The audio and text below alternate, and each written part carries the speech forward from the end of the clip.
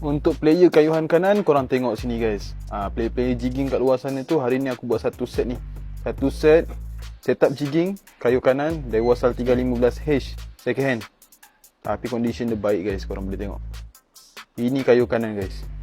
Memang baik guys. Ini satu set ni aku pairkan dengan rod Daiwa Blue Baker tahun 2025. Harga aku buka kat sini 1350, harga boleh nego.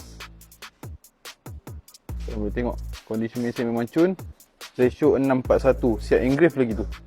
641 kayu kanan. Ini memang sedap lah kalau korang nak main heavy punya game. Memang sedap.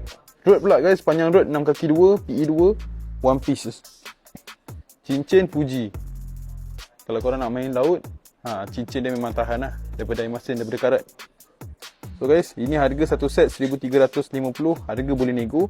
Kalau korang nak beli, boleh PM kita orang pada nombor yang tertera. Alamat dekat atas, nak datang kedai pun boleh. Ini semua condition dia baik lagi guys, korang boleh tengok tu. Solid lagi, macam baru, siap dengan tali. So guys, kalau korang berminat dengan harga yang aku buka ni 1350, korang boleh PM kita orang sekarang lah. Jangan tunggu-tunggu lagi. So macam biasa, apa-apa korang PM je.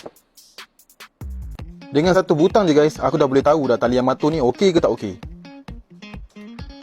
Ini mesin test tali. Kita tiap-tiap minggu test tali Yamato, nak bagi korang full performance. Jadi guys, tali Yamato ni dia lembut dan licin. Dia memang number one lah. Sebab sekarang mesin memang sangat lembut guys. Dan kekuatan dia guys, Yamato punya tali ni, untuk 20 LB, ikan seberat 20 kilo ke bawah dia boleh tarik. Sama dengan LB-LB yang lain. Dan untuk ketahanan dia guys, 5 hingga 10 tahun. 5 hingga 10 tahun korang boleh pakai tali Yamato.